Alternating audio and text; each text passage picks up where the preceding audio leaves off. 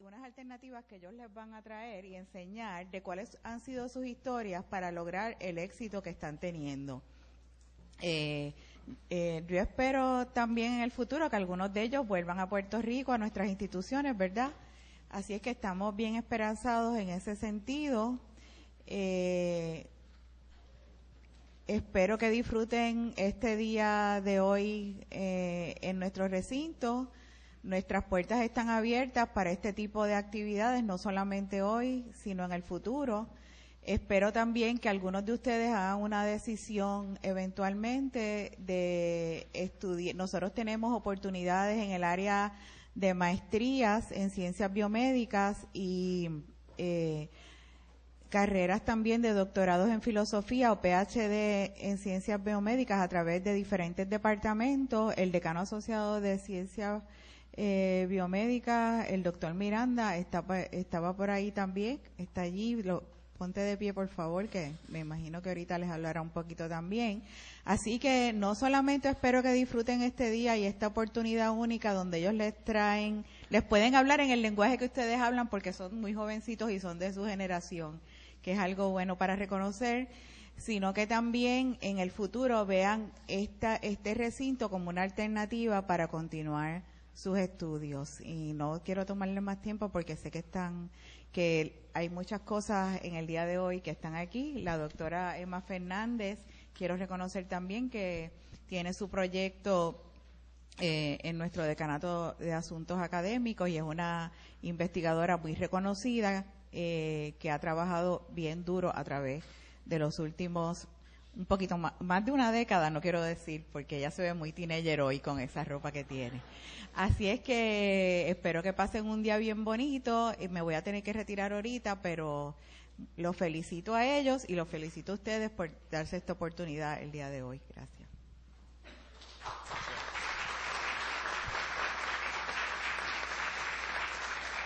Gracias, doctora. Y gracias por el compromiso del Recinto de Ciencias Médicas para ser anfitrión de este tipo de actividades, y obviamente sabemos y vamos a estar reseñando la gran investigación que se hace no solamente en el Recinto de Ciencias Médicas, sino en todo el sistema de la Universidad de Puerto Rico, y yo pienso que es una buena introducción para presentar al doctor Lazalde, que es el vicepresidente de Ciencia y Tecnología para la universidad. Y como la doctora, también un gran investigador. Buenos días a todos, un placer tenerlos aquí. Espero que este día pues, tengan una grata experiencia. El tema de esto, quiero ser científico y ahora ¿qué hago? Una buena pregunta para todos. Como vicepresidente de Investigación y Tecnología de la Universidad de Puerto Rico, les quiero agradecer que estén aquí. El entrenamiento de estudiantes y el desarrollo de estudiantes jóvenes como ustedes en carreras científicas es bien importante para la economía de Puerto Rico. En esa misma línea, quiero señalar que la Universidad de Puerto Rico tiene un plan trazado para muchos de ustedes. Uno de ellos es el edificio de Ciencias Moleculares, que comienza su actividad próxima, que está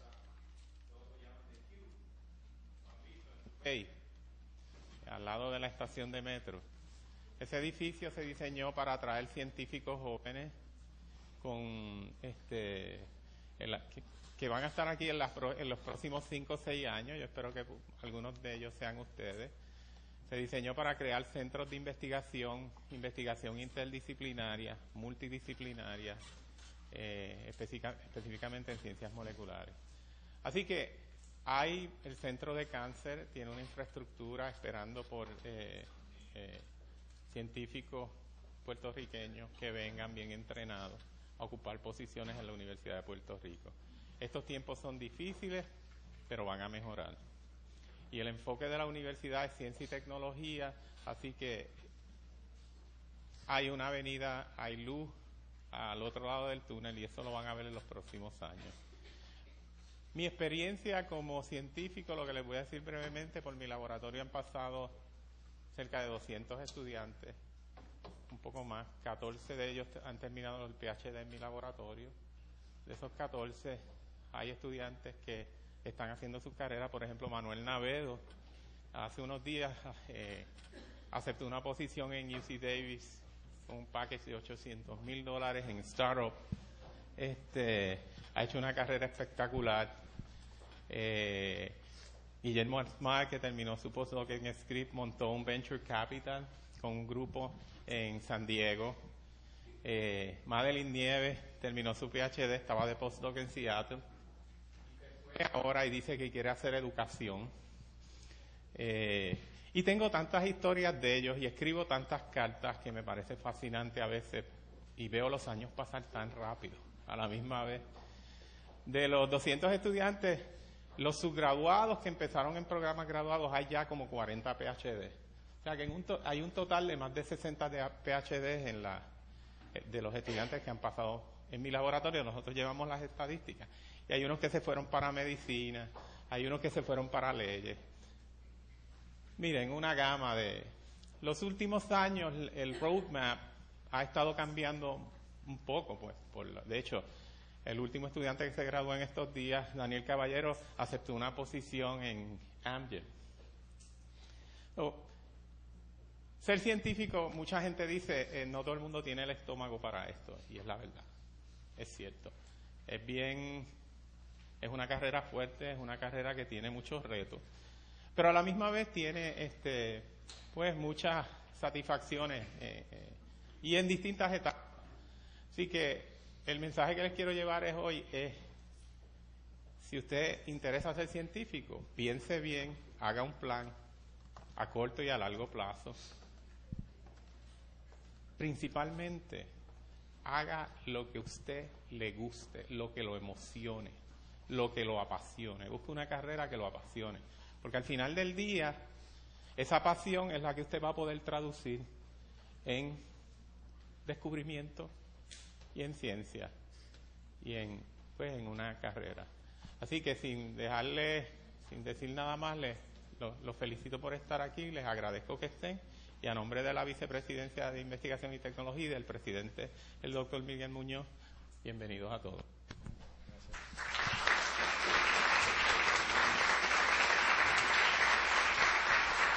Gracias.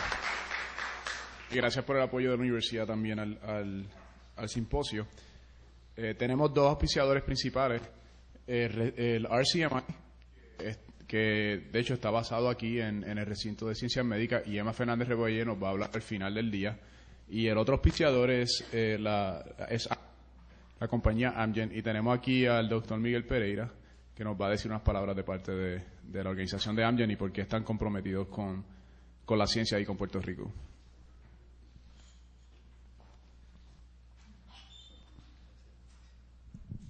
Muy buenos días a todos. Hay gente que dice que las cosas no pasan por casualidad, sino que pasan por causalidad. Y cuando los amigos de Ciencia Puerto Rico nos pidieron que auspiciáramos el foro, y yo vi la fecha del foro, me di cuenta de que esta actividad se iba a convertir en la actividad básicamente de cierre de la Semana de las Biociencias. Toda esta semana pasada hemos estado celebrando en Puerto Rico la Semana de las Biociencias. Ellos, cuando programaron el foro, no se habían percatado de eso, pero alguna causa buena tenía que haber. Primero, para cerrar con broche de oro la Semana de las Biociencias. Segundo, ¿verdad? Y haciendo una analogía de lo que ha pasado en los pasados años, y el doctor Lazalde pues habló de los proyectos estratégicos que se han estado trabajando, y la doctora Fernández por muchos años ha estado colaborando en ese tipo de proyectos. Todo lo que se ha venido haciendo, y yo por lo menos desde el año 1999 he estado involucrado en todas las conversaciones relacionadas con hacer a Puerto Rico una jurisdicción más sólida en el campo de las biociencias.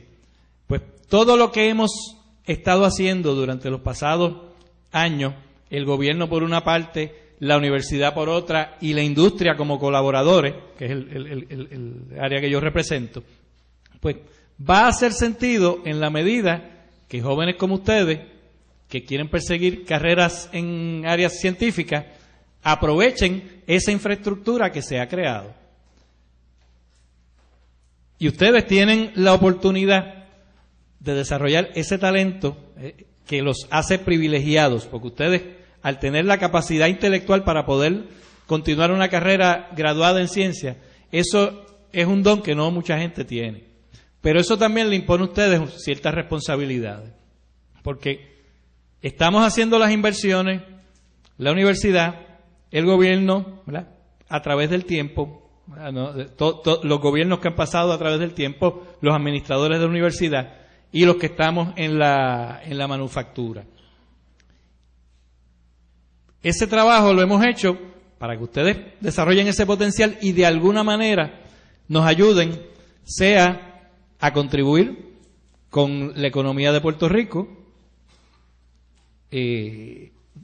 facilitando y participando en investigación, en desarrollo o en la parte de manufactura, que es donde tenemos la mayor experiencia. Pero también, de la misma manera, necesitamos que muchos de ustedes también puedan apoyarnos desde la academia. Y es bien importante también que tengamos, como los jóvenes que están aquí en el día de hoy, científicos que desde la academia ayuden a continuar desarrollando el talento de otros jóvenes. Para nosotros en Amgen, pues, esto vino caído del cielo, ¿verdad? Porque a través del tiempo nosotros hemos estado buscando hacer alianzas estratégicas con diferentes organizaciones académicas o sin fines de lucro que nos ayuden a impulsar el desarrollo y el mejoramiento de la enseñanza de las ciencias en Puerto Rico. Así que, como le decía a Daniel ahorita cuando hablamos, porque hemos estado hablando por vía cibernética por mucho tiempo, por fin lo pude conocer personalmente. Yo creo que tenemos mucha área de oportunidad para continuar colaborando. Nosotros hemos, a través del tiempo, tenido programas de campamentos de verano para jóvenes interesados en la ciencia. Hemos tenido internados de verano para profesores. Tenemos un programa de internado para estudiantes a partir de su tercer año de estudios subgraduados. Completamos recientemente, luego de 4 años exitosamente, y este recinto participó, el programa BioMinds, que fue un programa de ayudantía de cátedra subgraduado para investigación. Por lo general, las ayudantías de investigación son a nivel graduado, pues tuvimos por primera vez en Puerto Rico a nivel subgraduado en este y en varios recintos. Tenemos el programa de becas de Amgen para estudiantes de ciencia. Así que hay muchas oportunidades y hay muchas áreas donde podemos colaborar, donde podemos dialogar para continuar trabajando, para que al final del día, número 1, Puerto Rico tenga una economía más sólida en el área de la economía del conocimiento. Número 2, podamos establecer el ambiente para desarrollar, y valga la redundancia, investigación y desarrollo que ayude a generar conocimiento y a generar eventualmente nuevos productos en el área de la biociencia. Y tercero, porque todos juntos con lo que estamos haciendo vamos a ayudar a mejorar la calidad de vida de nuestro pueblo. Les agradezco muchísimo la oportunidad y continuaremos colaborando como ustedes lo quieran. Gracias.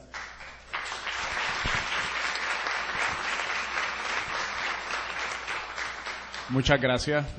Han visto cómo tanto la academia como el sector manufacturero aquí en Puerto Rico están comprometidos con la ciencia, y por eso es que se da este simposio y el compromiso de ustedes, que es la parte súper importante. Y ahora vamos antes de entrar en la charla, yo voy a ser el primer conferenciante y voy a hablar un poquito sobre mi experiencia convirtiéndome en científico y cómo fue eso para mí. Pero antes de entrar en eso, el último business item aquí, que viene siendo los anuncios para la conferencia de hoy, que lo va a dar la vicedirectora de Ciencia de Puerto Rico, Mónica Feliu Mojer. Buenos días. Que tengo es breve. El evento se está grabando y se está transmitiendo en vivo a través de la red. Bueno, se está grabando, me dicen que no se está transmitiendo, perfecto. Se está grabando, así es que eventualmente les haremos llegar el enlace para que puedan ver el video si gustan revisitar lo que se va a hablar aquí. Además, vamos a estar tuiteando lo que va a estar pasando aquí, así es que nuestro handle de Twitter es CienciaPR, así es que si alguno de ustedes están en Twitter y quieren participar de la conversación, lo pueden hacer así. Eso va a ser durante la tarde, durante el panel que vamos a tener. Además, tenemos una página en Facebook, que es www.facebook.com/cienciapr. Esto, contrario a una clase, invitamos a que se metan en Facebook y se metan en Twitter y pongan su opinión.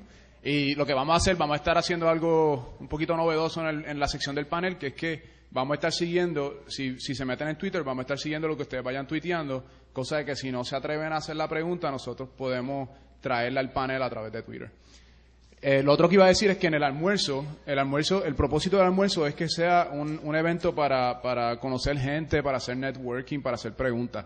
Así que los exhortamos a que nosotros vamos a estar divididos en grupos y vamos a tener un sistema para que ustedes puedan ir a diferentes grupos y podamos tener conversaciones sobre lo que pasó en la mañana y todo eso. Los exhortamos a que no se vayan con sus amigos a una esquina, sino a que conozcan a otras personas, sobre todo otras instituciones.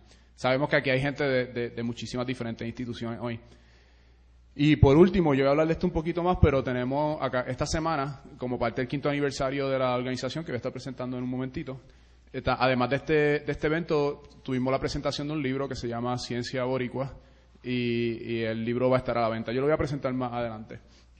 pero bueno, vamos entonces ya una vez concluido el anuncio, vamos a empezar entonces con la presentación.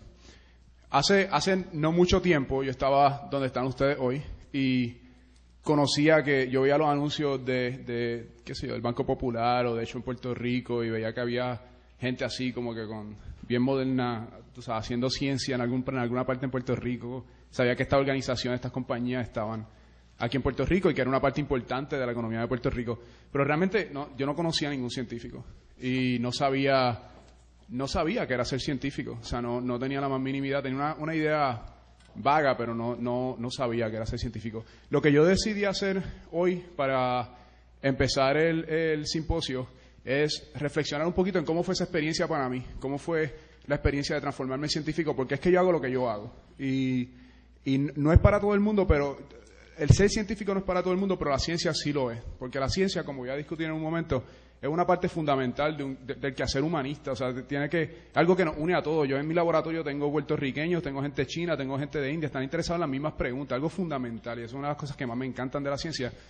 Y es algo que, aunque ustedes en el futuro decida que va a ir en otra dirección, para uno de los propósitos de este simposio es que la ciencia continúe siendo una parte fundamental de su trayectoria. Bueno, en términos de mi trayectoria muy personal y toda ¿podemos bajar la luz un poquito al frente, por favor? Ok.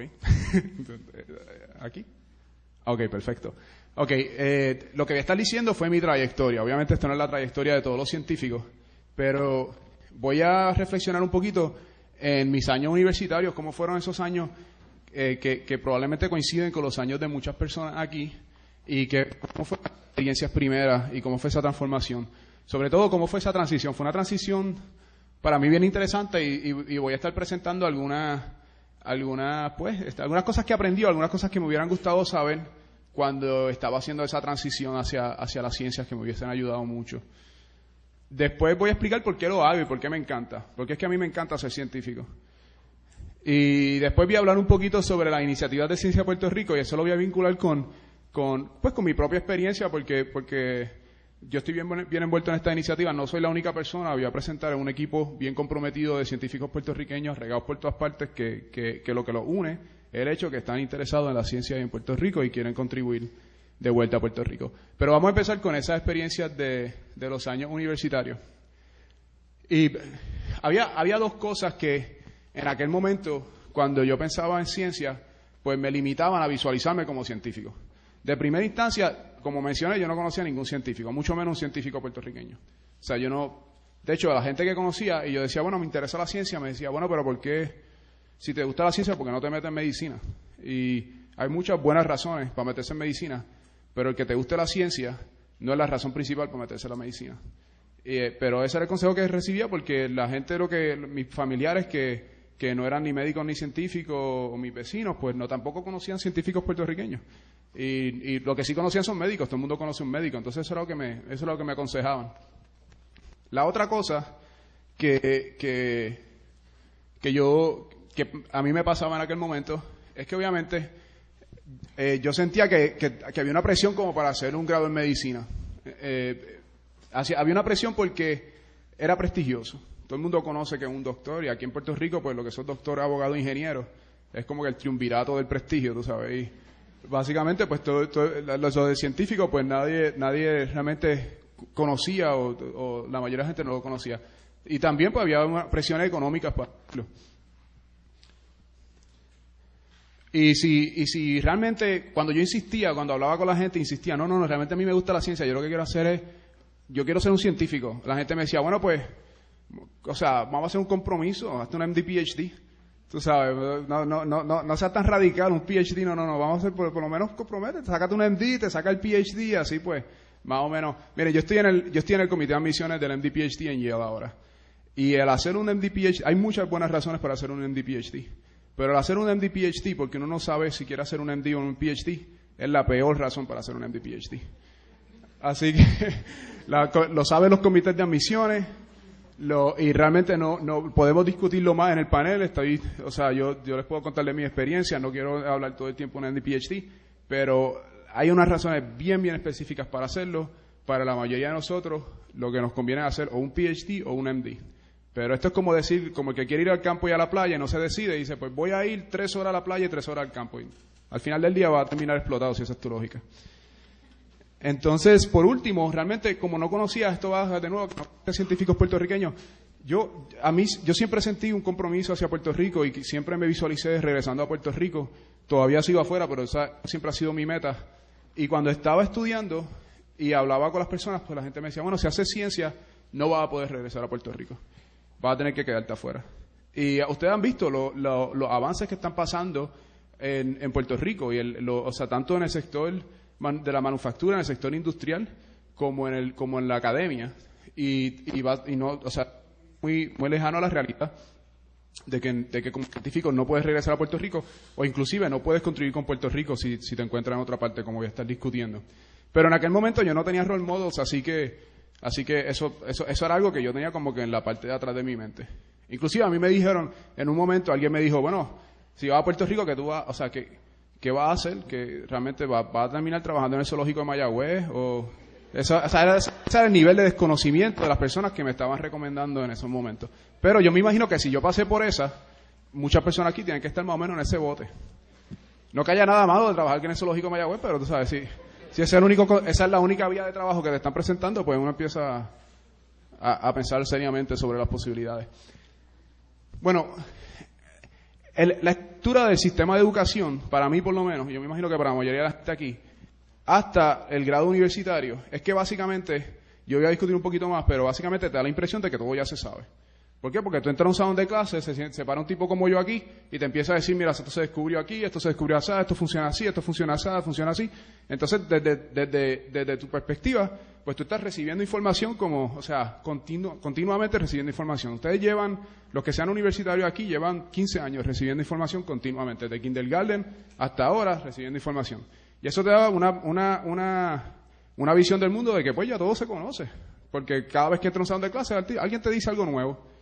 Y en ese momento yo decía, bueno, si yo soy científico, ¿qué voy a hacer? O sea, ¿qué pregunta voy a contestar? Porque ya todo se sabe. O sea, ya las cosas más interesantes ya se descubrieron, el DNA ya se descubrió, la biología celular. Y ahora como científico, y voy a traer en esto un poco, o sea, no es cierto para nada. Las preguntas más excitantes quedan sin resolver. Han estado sin resolver durante la historia de la humanidad y todavía quedan sin resolver.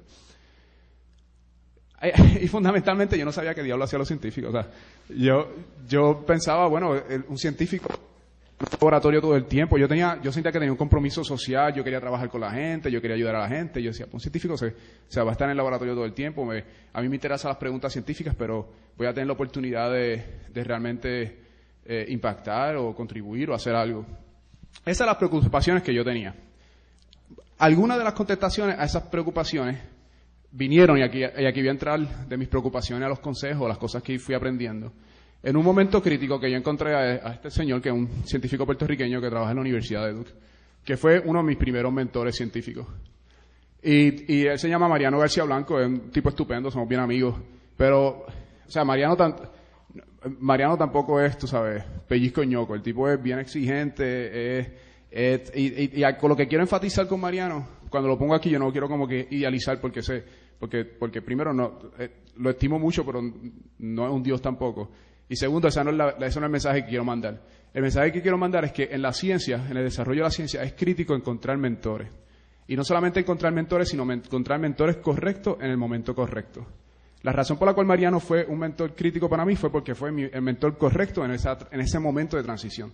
Mariano continúa siendo un mentor, pero yo he encontrado otros mentores porque he tenido otras necesidades. Y eso es un aspecto importante de darse cuenta sobre los mentores. Y quiero profundizar un poquito sobre este tema de los mentores porque es bien importante en la ciencia.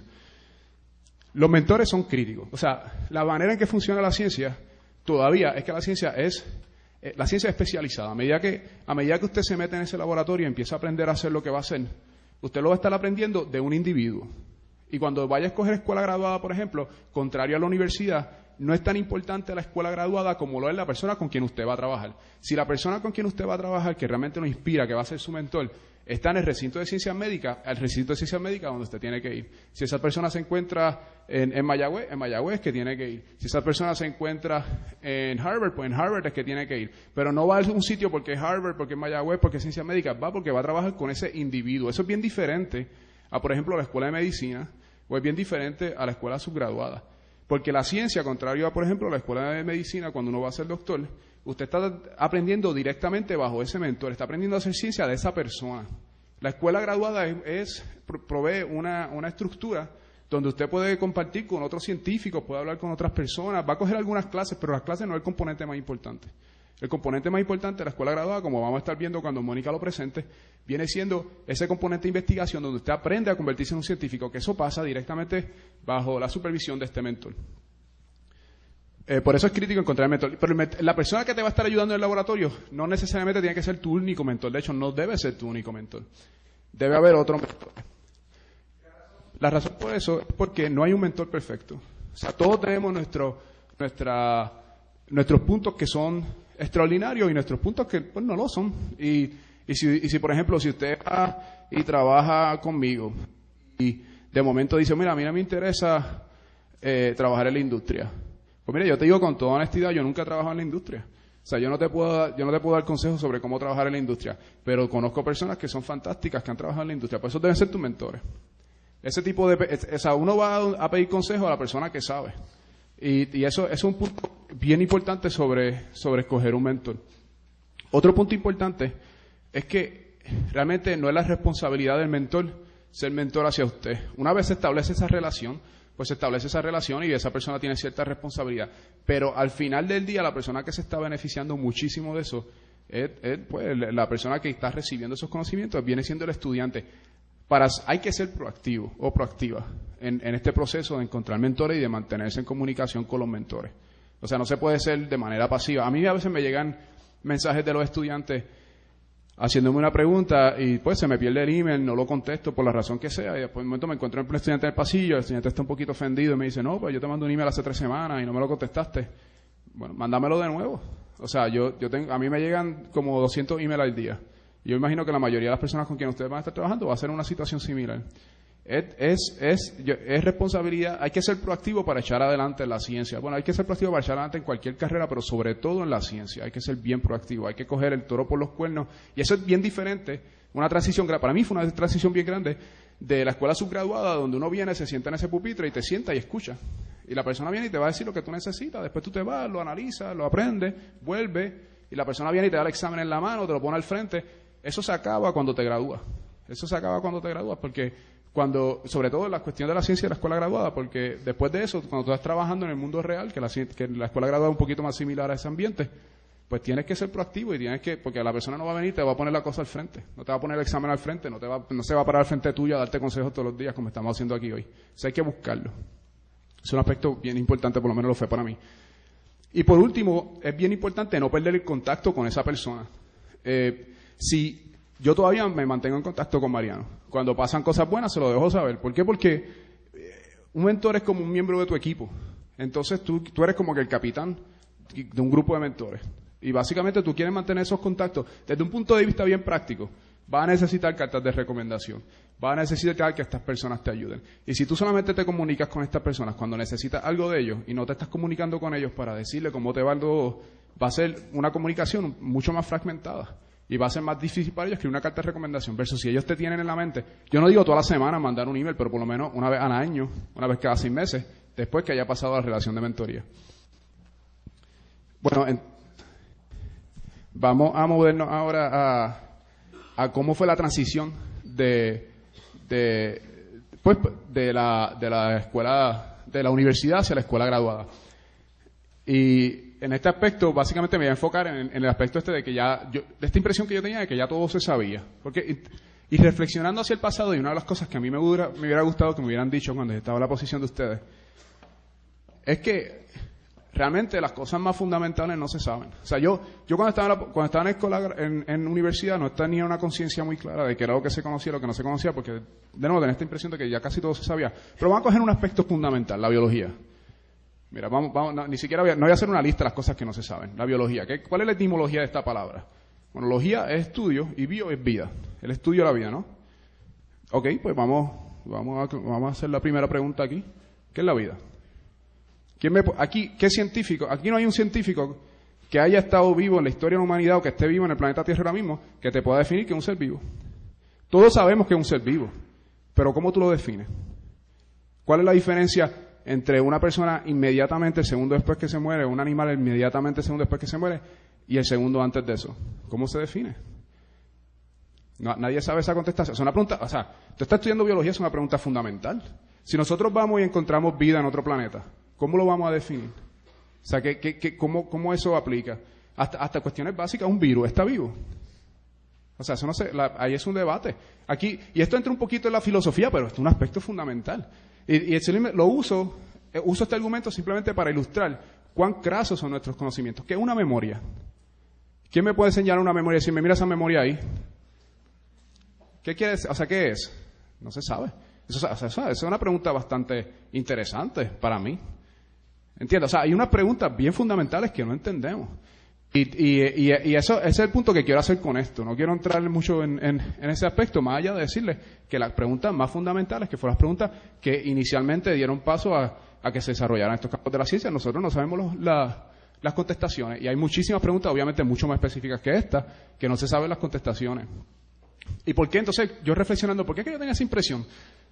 Y la razón es porque en aquel momento, mi educación hasta aquel momento era básicamente, yo me imagino que la educación tiene que ser la educación de todos ustedes ahora, es el resumen de miles de años de conocimientos que te lo están resumiendo, te lo están empaquetando básicamente en un curso.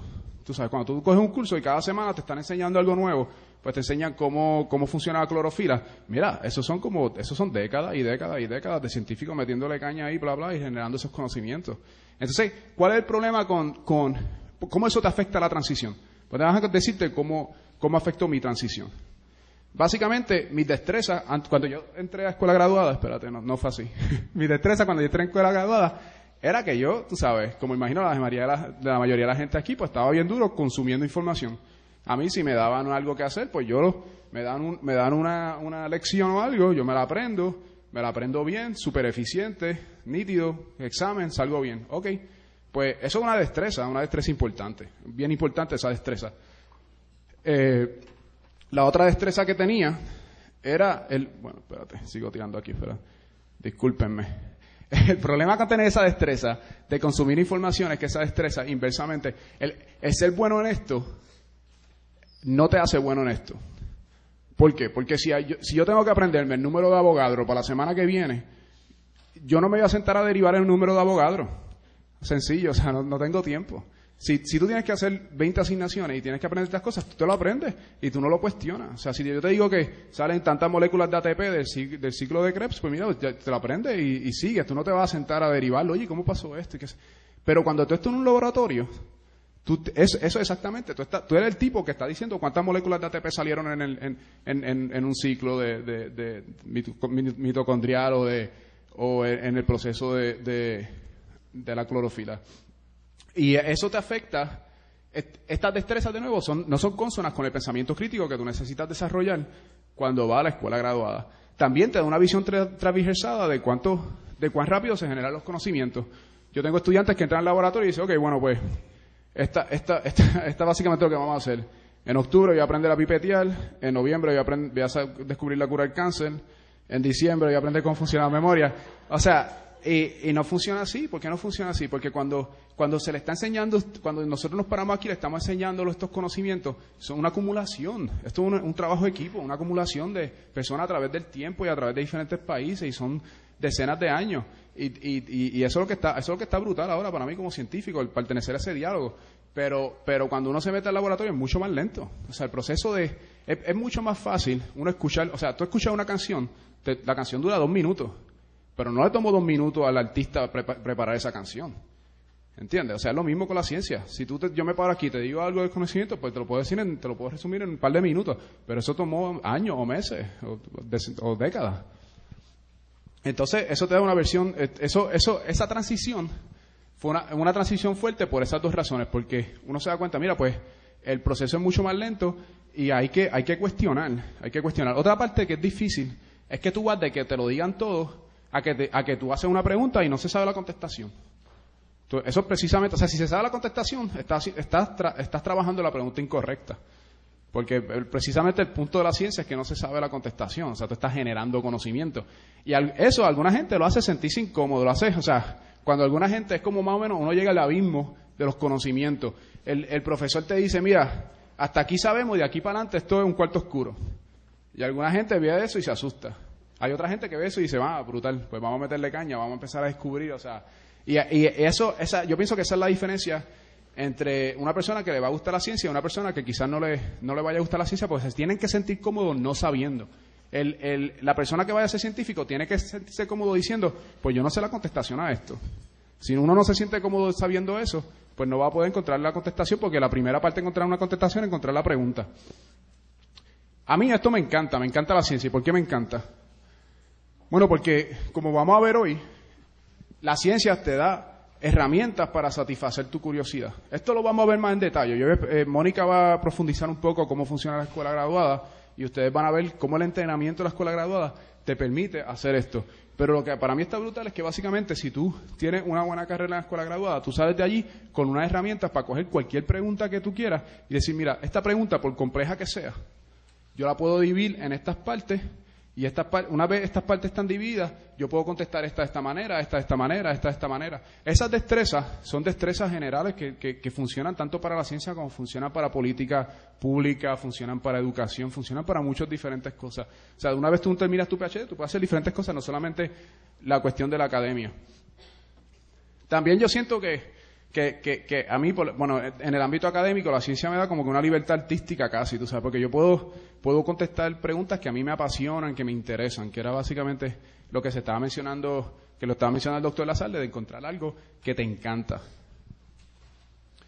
Y tienes la oportunidad de crear conocimientos nuevos. O sea, lo que tú estás haciendo no es como ir al laboratorio de las clases donde te dan unas recetas y tú más o menos las sigues y tienes unas contestaciones y ya tú sabes cuál va a ser la contestación y hay una contestación correcta y una incorrecta. La ciencia no funciona así. La ciencia funciona que lo que tú estás haciendo, la contestación que tú encuentres, por detallada que sea, tú eres la primera persona en la historia de la humanidad que estás contribuyendo a eso. Y eso para mí está brutal. O sea, yo poder tener una contribución de algo que nadie sabía, pues una de las cosas que más me encantan de la ciencia. Y es fundamentalmente un diálogo, como yo estaba diciendo, un diálogo humanista. Y voy a reflexionar en esto un poquito. O sea, antes de que tú llegaras, habían un montón de científicos que estaban interesados en las preguntas que tú estás interesado. O sea, personas que ya murieron, puertorriqueños, personas de otros países. Esto es algo que nos une a todos como humanidad. O sea, para mí esto es una cosa realmente, cuando la gente dice que el científico como que el estereotipo de científico, o sea, que está metido en el laboratorio, que no habla con nadie, o sea, eso es bien lejano a la realidad. O sea, nosotros vamos a conferencias, estamos compartiendo todo el tiempo y para mí está brutal. Yo estar en una conferencia, yo voy a China en 3 semanas y está súper nítido. Yo voy a ir a la Universidad de Beijing y voy a dar una charla de mi investigación y va a haber personas en la audiencia ahí que nacieron allá, que se criaron allá, que poco tienen en común conmigo, excepto que son seres humanos que están interesados en las mismas preguntas. Y el poder unir mi mente con esas personas de esa manera, o sea, para mí es extraordinario, una cosa extraordinaria, algo que nos une como seres humanos. Y el poder pertenecer a ese diálogo, que realmente, ahí están ustedes, mira, ese diálogo antiguo. Entonces, yo quería terminar tengo unos cuantos minutos antes de que termine y ponga a Mónica que le hable específico. Yo lo que quería hacer con esta presentación básicamente era hablarle un poquito de mi experiencia y calentar los motores para lo que viene, porque lo que viene es mucho más específico. Nosotros tenemos información de programas de verano, tenemos información sobre cómo te convierte en científico. Pero antes de entrar en eso, yo quería simplemente reflexionar sobre estas cosas. Ahora, voy a reflexionar sobre un último punto. Viene siendo que cómo nos afecta la ciencia como puertorriqueños. Y qué tiene, o sea, esto de Ciencia Puerto Rico y Ciencia Boricua y el libro de Ciencia Boricua, ¿por qué? Y básicamente la manera en que yo lo visualizo, o sea, la ciencia, hay puertorriqueños que hacen ciencia, hay personas de otros países que hacen ciencia en Puerto Rico, pero la ciencia es un quehacer de la humanidad completa. Entonces la pregunta realmente no es tanto como que dividirlo así por naciones o por regiones, es más bien cómo insertamos a Puerto Rico en ese diálogo. O sea, ustedes son las mentes puertorriqueñas, cómo nosotros como puertorriqueños contribuimos a esos conocimientos para beneficio de la humanidad, porque si alguien aquí descubre la cura al cáncer, no la vamos a tener aquí en Puerto Rico. O sea, eso va a beneficiar a todo el mundo. O si alguien tiene un descubrimiento que de momento influencia a alguien que en Alemania descubra la cura a algo, eso realmente, o sea, impacta. Y la pregunta es eso, ¿cómo es que nos insertamos a ese diálogo? ¿Y cuál es el beneficio? O sea, ¿qué tiene que ver las ciencias con Puerto Rico? Y ya lo vimos un poquito con las presentaciones de la parte de la academia y de la industria, pero en Puerto Rico la ciencia tiene una importancia económica enorme. O sea, yo les puedo contar de la historia. No tengo tiempo para contar la historia ahora, pero básicamente en Puerto Rico el sector de la manufactura es uno de los sectores más grandes que contribuyen a nuestra economía. Y nosotros como científicos pues contribuimos a que ese sector esté acá. Otro aspecto de cómo tú como puertorriqueño puedes, una vez tú termines tu PhD, cómo tú te puedes insertar al ambiente científico puertorriqueño ampliamente definido en el sector de la educación. O sea, yo estoy aquí, no estoy haciendo experimentos, oye, estoy compartiendo conocimiento. Y eso es otro sombrero, como quien dice, otra tarea que tenemos los científicos, que no solamente es generar conocimiento, sino compartirlos, pasarlos a la próxima generación, a las próximas personas, para que esas personas pues se usen esa información y generen conocimiento, y así seguimos como las personas que vinieron antes de nosotros, que están en esos libros de texto que ustedes están estudiando en la universidad y en la escuela graduada. Y también hay un punto de vista social. O sea, realmente lo que la ciencia es generar conocimiento.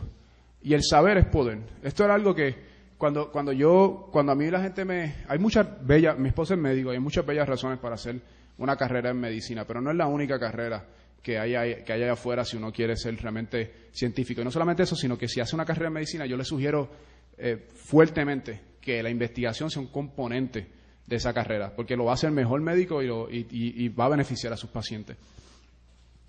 Pero hay un componente social que nosotros como puertorriqueños tenemos que saber cómo poder generar esos conocimientos y cómo usarlos. Déjame darte un ejemplo histórico de esto y después te voy a dar un ejemplo más actualizado.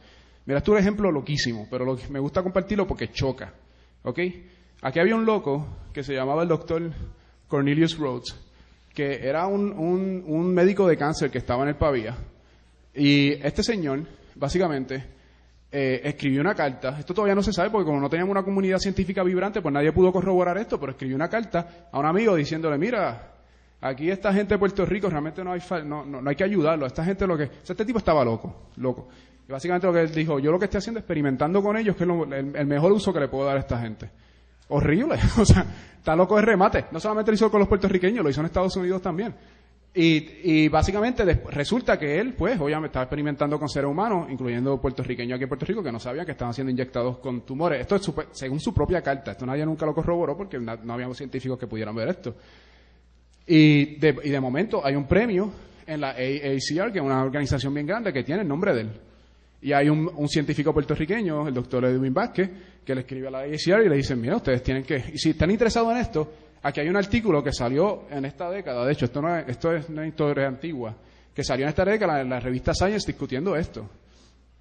Y básicamente diciendo, mira, ustedes tienen que cambiarle el nombre a este premio porque este tipo estaba loco de remate. Olvídate que haya hecho contribuciones al cáncer, tú no puedes ponerle el nombre de una persona así.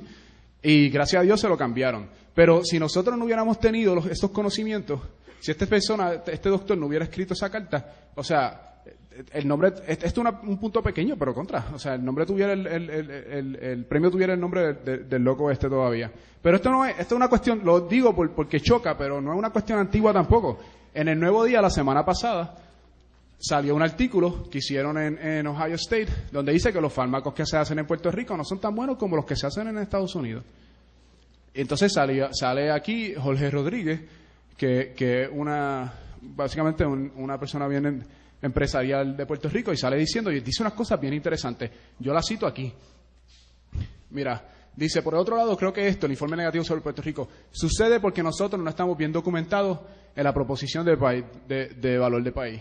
Creo que debemos promover los datos de la eficiencia y tenemos que recolectar los datos porque no los tenemos. O sea, si viene una persona de otro país y te dice que el sector más grande económico aquí en Puerto Rico no es tan bueno como otro sector de otra parte, y aquí nosotros no tenemos los científicos para decir, no, espérate, papu, nosotros sí tenemos las pruebas para o mejorarlo si no es tan bueno, o decirle, mira, están mal, o sea, aquí las cosas se hacen bien también.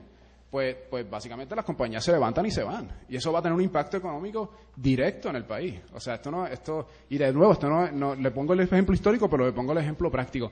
Y el punto es que saber es poder. Como quiera mirarlo, saber es poder. Bueno, lo que me quedan son como unos 5 minutos. Bueno, voy a finalizar hablando bien rapidito, voy a saltar estas partes aquí del espacio y de lo que yo hago, déjame saltarlo. Y quiero hablarle de la importancia de conectarnos, de las redes. Mira, yo soy neurobiólogo, y un aspecto fundamental de la neurobiología es que, tú sabes, las neuronas se conectan, forman redes, así se forman las memorias, es bien importante. El cerebro humano es una cosa brutal, y si me quieren hablar de mi investigación, a mí me encanta hablar de mi investigación, pero no lo voy a hacer hoy, pero básicamente esto es lo que a mí me fascina. Pero realmente el cerebro humano, cuando uno nace, realmente un limón, o sea, vamos a hablar claro, uno nace así. ¿Entiendes? O sea, no es que uno nace sabiendo las cosas. Entonces, ¿cuál es la diferencia entre esto y esto? ¿Cuál es la diferencia? La diferencia es que nosotros lo que hacemos, y por eso es que la raza humana es tan extraordinaria, es que conectamos nuestro cerebro. Eso es lo extraordinario. Eso es lo que está hablando del diálogo, eso es lo que está hablando de generar conocimiento. Nadie nace sabiendo todas las cosas. O sea, y eso es lo que está brutal, y por eso es lo que te da el cerebro humano, es la capacidad de ese aprendizaje. Tan profunda es esa realidad que cuando un ser humano se le saca de ese contexto social, esto ha pasado en abusos terribles de niños, casos documentados. Tú puedes tener un bebé que nace perfectamente normal, y si en un momento crítico ese bebé no recibe información sensorial, información de su mundo, termina con un grado de retardación mental. Piénsalo, o sea, eso es profundo, no estamos hablando de genética, no estamos hablando, o sea, esto es un aspecto profundo que te dice algo sobre la naturaleza humana, y te dice algo sobre el aprendizaje. Bueno, menciono eso porque a mí, como neurocientífico, la gente me pregunta, oye, pero no es un poquito arrogante tú como neurocientífico pensar que un cerebro va a entender el cerebro. O sea, le gusta presentar ese tipo de argumentos filosóficos. Y mi contestación es muy arrogante. Es muy arrogante yo como científico pensar que mi cerebro va a entender el cerebro. Como es muy arrogante yo pensar que un cerebro va a poner un hombre en la luna. Pero una red de cerebros puede poner un hombre en la luna. Una red de cerebro puede entender cómo funciona el cerebro. Una red de cerebro puede echar a Puerto Rico para adelante. Ese es básicamente el argumento detrás de Ciencia Puerto Rico. Lo que nosotros buscamos hacer a través de Ciencia Puerto Rico es unir a nuestra gente, que está dispersada a través de Puerto Rico, a través del mundo. Esto es una foto vieja del website. Desafortunadamente no tengo mucho tiempo para presentarle las herramientas, pero aquí hay unas herramientas fantásticas para poder conectarse con otros científicos que están interesados. Nosotros definimos la comunidad ampliamente para hacerla consona con la misión científica. Están interesados en la ciencia y en Puerto Rico. Obviamente la mayoría van a ser científicos puertorriqueños. Y voy a saltar esta parte aquí, y quiero mencionar que Ciencia Puerto Rico tiene sobre 5.000 miembros registrados, 5.300. En los estimados más conservadores, utilizando data del NSF, nosotros tenemos sobre el 20% de todos los PhDs puertorriqueños alrededor del mundo son miembros de nuestra página. Recibimos sobre 1 millón de visitas mensuales y tenemos sobre X países. Se me olvidó poner el número de países. Tenemos, pero el número son sobre 30 países. O sea, no todos nuestros miembros están en Puerto Rico y hay sobre 30 países que están representados en la membresía. Pero es mucho más que una página de internet. Es una organización sin fines de lucro y es una comunidad de personas científicas interesadas en la ciencia en Puerto Rico. Y el propósito es promover la ciencia en Puerto Rico. Y como parte de esas iniciativas, lanzamos 2 cosas que ya mencioné en los últimos 2 minutos. Uno de ellos es este libro que tenemos aquí hoy. Realmente este libro fue un proyecto hermoso donde nosotros nosotros contribuíamos artículos a la sección de ciencia del Nuevo Día y veíamos que los maestros lo usaban mucho porque lo que hacían los ejemplos era contextualizar la ciencia. Mira, yo creciendo en Puerto Rico, yo nací y me crié aquí. Yo me acuerdo cuando yo abría los libros de texto que venían mal traducidos de Estados Unidos, los ejemplos que te daban era, por ejemplo, tú coges una bomba, te la frotas en el pelo y el pelo se te para. Mira, el pelo mío estaba parado todo el tiempo. A mí no se me para, yo no necesito una bomba para que el pelo mío esté así. Pero es un aspecto profundo porque o sea, te están tratando, lo que a mí me comunicaba como estudiante en aquel momento es, así funciona la ciencia, pero esto no aplica a ti. Eso era lo que a mí me comunicaba.